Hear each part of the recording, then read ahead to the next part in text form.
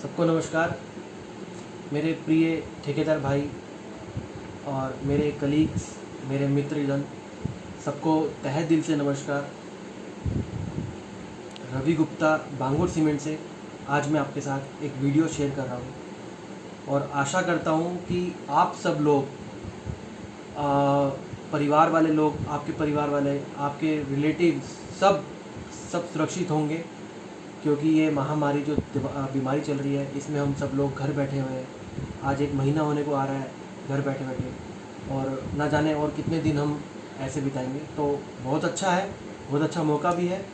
पर इस मौके पे मैं एक चीज़ को समझ रहा हूँ, वो क्या है कि अपनी नॉलेज, हमारी जो एक प्रैक्टिकल नॉलेज है, साइट पे आज के टाइम पे काम नहीं हो रहा है, बट साइट पे जो बहुत ज़रूरी चीज़ होती है वो हमें कई बार क्या होता है, बड़े बड़े प्रोजेक्ट्स होते हैं, वहाँ पे तो लोगों की इंजीनियर्स, आर्किटेक्चर से गाइडलाइन मिलती है, पूछताछ होती है कि कैसे काम करें कैसे काम ना करें, तो वहाँ पे काम चल जाता है।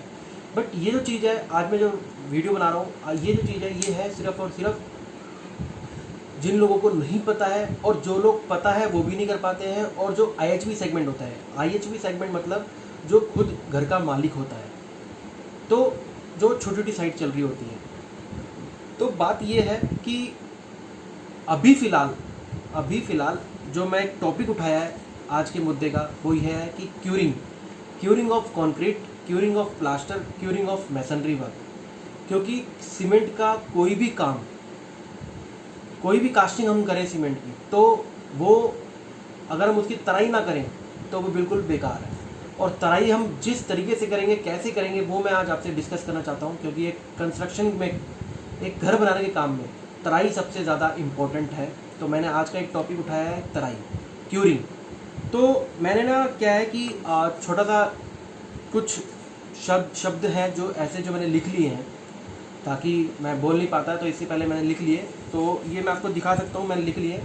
तो मैं इसमें से कुछ देख के आपसे डिस्कस करूँगा, और बाद में 3 सवाल या 2 सवाल होंगे मेरे मन में जो मैं आपसे शेयर करूँगा, और उस सवाल का जवाब आप देना ये वीडियो देख के, और आपकी नॉलेज जो है वो भी आप मेरे से शेयर करना, ताकि हम आपस में एक दूसरे से शेयर करते हैं। तो मुद्दा ये है, टॉपिक ये है क्यूरिंग। एक कोई भी हम कंस्ट्रक्शन करते हैं, कोई भी हम काम करते हैं, तो उसमें क्यूरिंग हमारे को ज़रूरी होती है, तराई हमारी बहुत ज़रूरी होती है। अब कहना ये है कि क्यूरिंग क्या है, तराई क्या है। तराई जो है, क्यूरिंग जो है, वो एक ऐसी प्रक्रिया है जो हम कंक्रीट, पहले मैं कंक्रीट की बात करता हूँ कि एक कंक्रीट का हमने कोई भी काम किया है, तो तराई एक ऐसी प्रक्रिया है जो कंक्रीट के अंदर, मतलब ऐसा होता है कि कंक्रीट को प्रोटेक्ट करता है। सबसे पहली बात होती है कि कंक्रीट में सीमेंट होता है, तो उसको प्रोटेक्ट करता है तराई। उसके अंदर के पानी को लॉस करे, और उसका जो हाइड्रेशन होता है उसका प्रोसेस बढ़ा दे। हाइड्रेशन प्रोसेस में काम आता है, वो है हमारी तराई। तो अब बात करते हैं कि, और दूसरा मैं आपको एक बात और बता दूं कि उसमें अगर हम तराई करते हैं किसी भी कंक्रीट के काम में, तो एक तो हाइड्रेशन प्रोसेस होता है, दूसरा एक टेम्परेचर मेंटेन भी रहता है। जब हम, जैसे गर्मी का मौसम है तो उसमें हम तराई करते हैं, तो उसमें टेम्परेचर मेंटेन रहता है। मतलब कि अब हर 2 घंटे बाद, हम कहते हैं एज अ टेक्निकली कि हर 2 घंटे बाद तराई करनी चाहिए। पर कंस्ट्रक्शन साइटों पे क्या होता है कि सुबह एक बार तराई कर दी, दोपहर को कर दी या नहीं करी, या कई लोग कर भी देते हैं और सीधा शाम को करते हैं, तो उस पर टेम्परेचर मेंटेन नहीं रहता। तो इसी चीज़ के लिए मैं आज आपसे जुड़ा हूँ, आज मिला हूँ। उसके लिए बात करते हैं कि क्यूरिंग कोई भी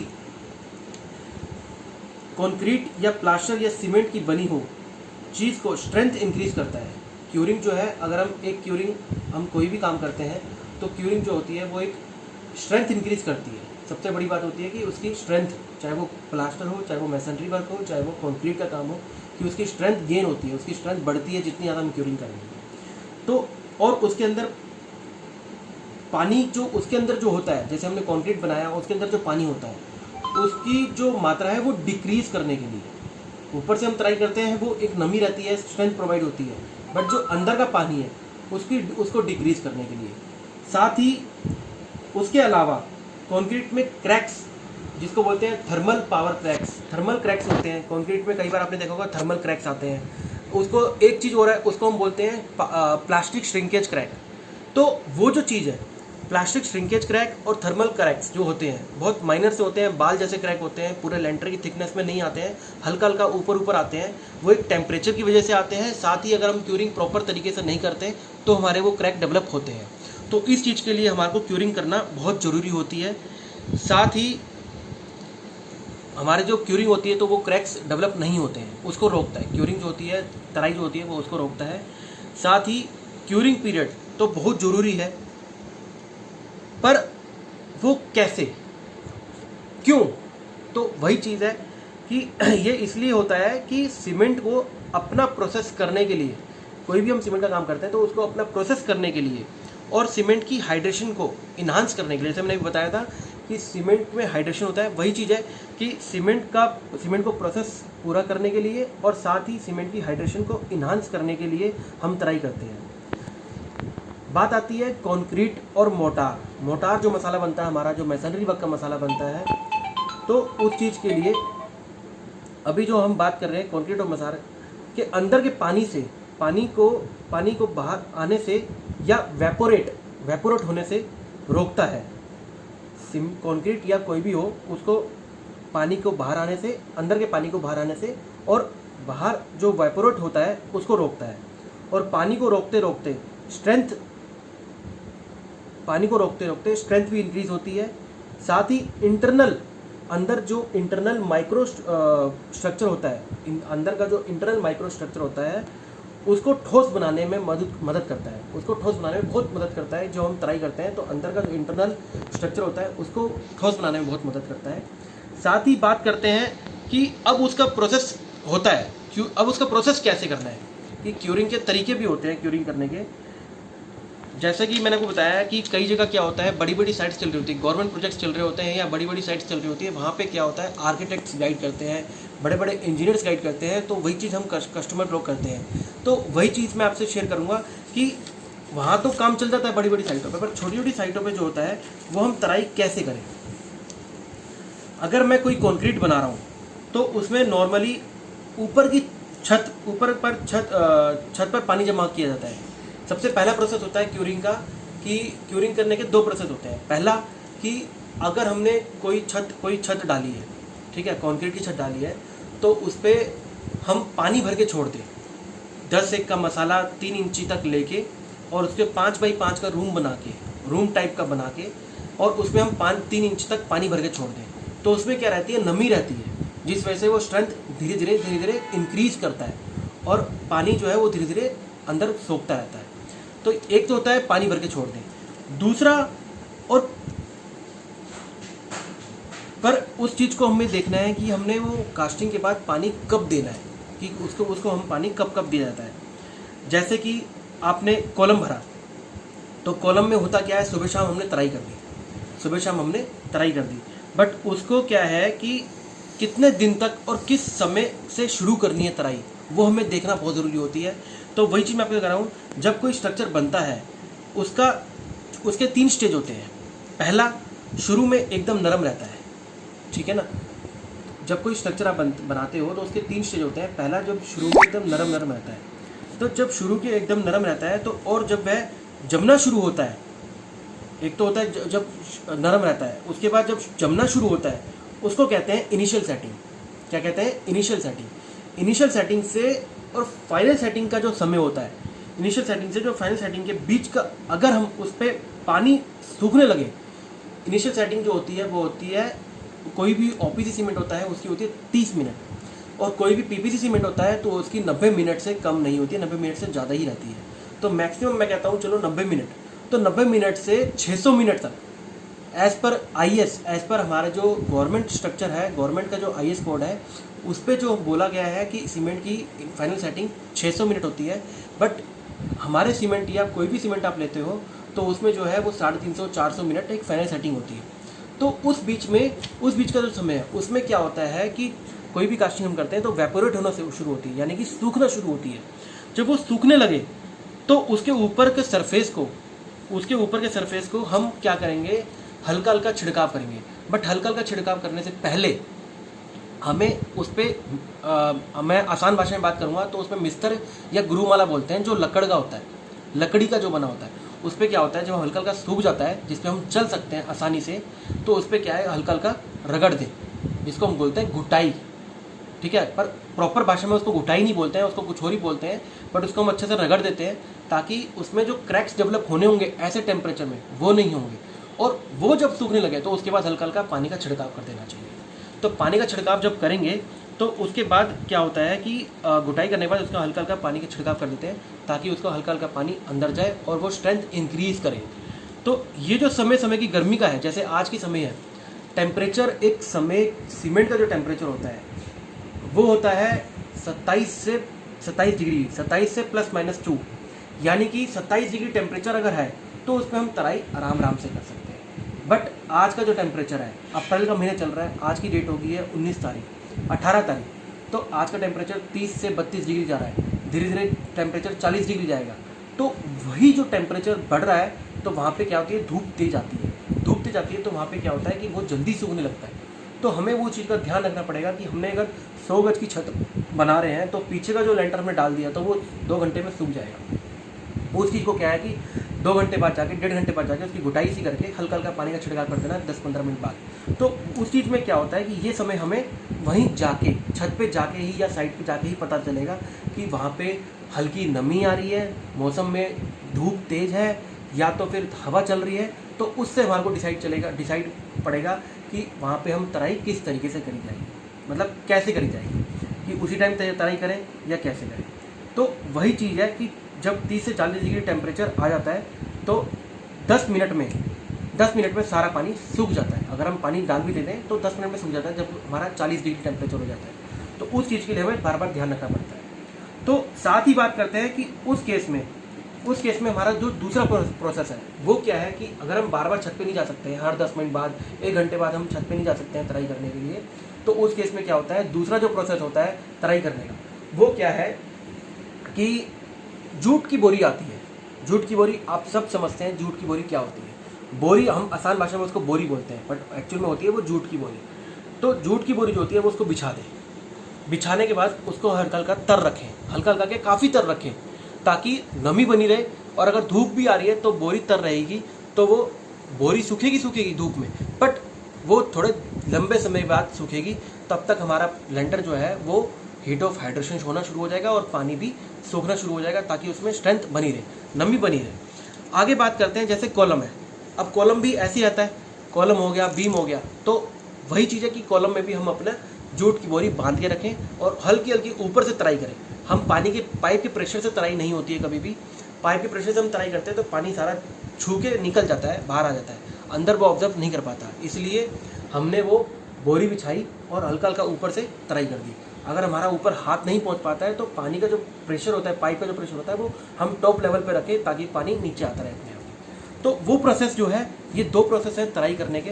तो मेन प्रोसेस जो है हमारा, मेरे को तो जो सही लगा है वो हमारा है ऐसे गर्मी के मौसम में जूट की बोरी अवेलेबल रहना, क्योंकि छत पे हम 2 घंटे बाद, 1 घंटे बाद नहीं निकल सकते हैं, तो इसलिए जूट की बोरी यूज़ करी जाए ताकि वो तराई रहेगी तो उसमें स्ट्रेंथ बनी रहेगी और स्ट्रेंथ और ज़्यादा आती रहेगी। अब आती है बात कि जो पानी भर के छोड़ दे, एक्चुअली में जो हम तराई जो करते हैं वो करते हैं मॉइस्चर के लिए। एक्चुअली में जो सीमेंट होता है, अगर हम उसमें नमी बना के नहीं रखेंगे, खाली सीमेंट में नहीं, जब सीमेंट हमारा यूज़ हो गया रोडी बदर के साथ, जब हमारा कंक्रीट बन गया, तो अगर हम उसमें हम तराई बरकरार नहीं रखेंगे, मॉइस्चर यानी कि नमी नहीं रखेंगे, तो वो स्ट्रेंथ इंक्रीज नहीं करता है, हमेशा प्रॉब्लम जनरेट करेगा। इसलिए हम तराई करते हैं तो उसमें ताकि नमी बनी रहे और कंक्रीट में यूज़ होने वाला हाइड्रेशन जो सीमेंट के एक और सीमेंट हाइड्रेशन आता रहे। साथ ही जो बात करते हैं वो करते हैं हम कि उस हाइड्रेशन के प्रोसेस को, अगर एक लिमिट होती है, सीमेंट कंक्रीट में अगर हम कोई काम कर रहे हैं तो उसकी एक लिमिट होती है। वो क्या लिमिट है कि लिमिट होती है पानी की लिमिट, कि हम एक बोरी के मसाले में जब मिक्सिंग करते हैं तो वो एक बोरी के मसाले में 25 से 27 लीटर पानी रहता है। कई जगह क्या होता है कि पानी जो है वो हम मिक्सर मशीन में पानी 35 लीटर डाल देते हैं, 40 लीटर डाल देते हैं ताकि लोच निकले। बट वो क्या होता है कि हमने पानी स्टार्टिंग में ज़्यादा डाल दिया, बट एक स्थान से जब हम लैंटर पे ले जाते हैं दूसरे स्थान पर, तो वहाँ पे समय ज़्यादा हो गया, उसके बाद वो पानी जो आता है वो वेपोरेट नहीं करता है। इसलिए हमें वो पानी की सीमा जो है, पानी की मात्रा जो है ऑलरेडी कम बनानी चाहिए, मसाला गोल बनाना चाहिए, ताकि वो हम बाद में जब हम तराई करें तो वो उसको ऑब्जर्व करे, ताकि वो अच्छे से हाइड्रेशन पैदा होगी और अच्छी स्ट्रेंथ इंक्रीज होगी और जल्दी वेपोरेट होना शुरू हो जाएगा। साथ ही जब हम पानी ज़्यादा मिक्सर मशीन में हम पानी ज़्यादा कर देते हैं तो वर्केबिलिटी उसकी बढ़ जाती है। जब वर्केबिलिटी बढ़ेगी तो वो लोच पैदा होएगी और लोच पैदा ज़्यादा हो जाएगी, तो वो हम उस कंक्रीट को इस्तेमाल नहीं कर सकते। एज अ टेक्निकली मैं आपको बताऊं कि गवर्नमेंट भी ये कहती है कि जब लोच ज़्यादा निकलेगी, जब पानी ज़्यादा बनेगा मिक्सर मशीन में, तब हम उस मसाले को यूज़ करेंगे, बट हम उसकी स्ट्रेंथ ज़्यादा इंक्रीज नहीं कर पाएंगे। इसलिए मिक्सर मशीन में पानी की मात्रा जो है वो हम एक सीमित तक रखें। साथ ही ऐसे में जो हम बाहर का तापमान जैसे ही कंक्रीट प्लेस करते हैं, जब तापमान डिसाइड करता है, जब अंदर का पानी सूखना चालू कर देता है, तब उसका प्रोसेस जो है, अगर जो हाइड्रेशन के लिए पानी की ज़रूरत है, जो हाइड्रेशन के लिए पानी की ज़रूरत है, अगर वो सूख गया तो अंदर सीमेंट अनहाइड्रेटेड पड़ा रहेगा। होता क्या है, जब हम मिक्सर मशीन में जब मिक्सर मशीन में हम पानी ज़्यादा कर देते हैं तो पानी अंदर पड़ा रहता है और ऊपर की सतह जो होती है वो सूखने लग जाती है, तो वो जो अंदर जो सीमेंट पड़ा है वो अनहाइड्रेट पड़ा रहेगा, वो हाइड्रेशन पैदा नहीं कर पाएगा। इसलिए पानी जब मिक्सर मशीन में बनाते हैं तो हम एक सीमित तक रखें, ज़्यादा पानी हम ना लें, ज़्यादा लूज कंक्रीट ना बनाएं, ज़्यादा पानी वाला मसाला ना बनाएं, ताकि हम अच्छे से तराई करें तो उसकी स्ट्रेंथ ज़्यादा आएगी।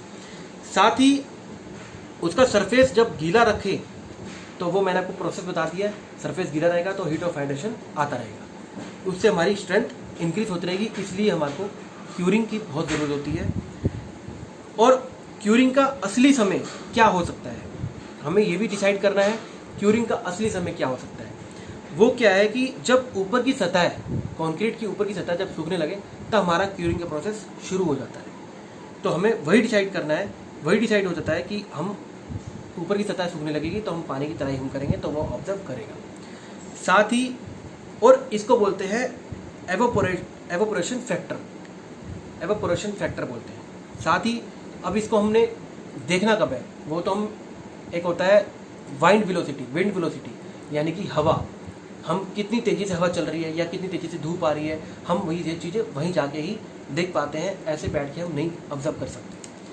साथ ही और मैं आपको बताऊं ठंड में क्या होता है, आज का तो गर्मी का मौसम है, ठंड में क्या होता है, ठंड में ये फैक्टर रहता ही है, ऐसी बात नहीं है।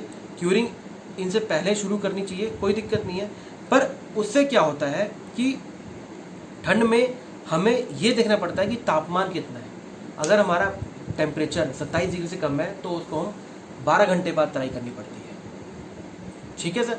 और साथ ही कोई दिक्कत नहीं होती, ठंड में भी प्रोसेस सब वही है, पर ठंड में जो है, अगर ठंड हमारी ज़्यादा चल रही है, 20 डिग्री टेम्परेचर आ रहा है या 15 डिग्री टेम्परेचर आ रहा है ठंड के मौसम में, तो हमें तराई 12 घंटे बाद या 15 घंटे बाद या 20 घंटे बाद भी हम तराई करेंगे। पर तराई का प्रोसेस जो है वो मैंने जब बताया वही प्रोसेस हो तो बेस्ट है, तो स्ट्रेंथ धीरे धीरे इंक्रीज होती है।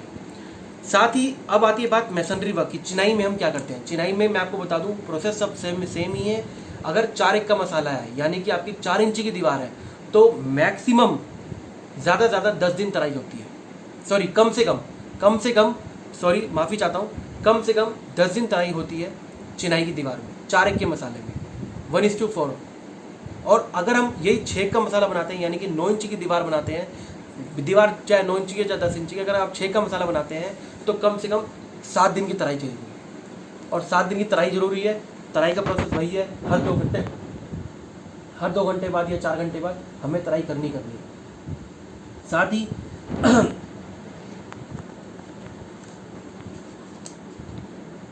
प्लास्टर, आप सब जानते हो, प्लास्टर जो है वो हम गीला ही रखें, तर रखें तो अच्छा है, स्ट्रेंथ धीरे धीरे इंक्रीज होती है। अब बात ये मेरे लिए आज क्यूरिंग का प्रोसेस जो है, आप सब लोगों के लिए बहुत बहुत धन्यवाद।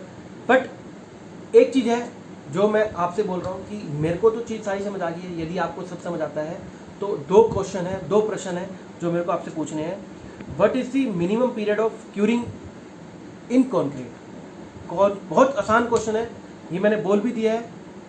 कंक्रीट के काम में, कंक्रीट आप कोई भी कराए, उसमें कम से कम क्या पीरियड होना चाहिए कंक्रीट क्यूरिंग करने का, तराई करने का। दूसरा क्वेश्चन है कि हमने दीवार बनाई है छेक के मसाले की, उस दीवार पर कब शुरू करेंगे तराई और कम से कम कितने दिन करेंगे। धन्यवाद आप सब लोगों से। ये है, अगर आप मेरी वीडियो पसंद आती है तो आप प्लीज़ मेरे को रिप्लाई करें। Thank you.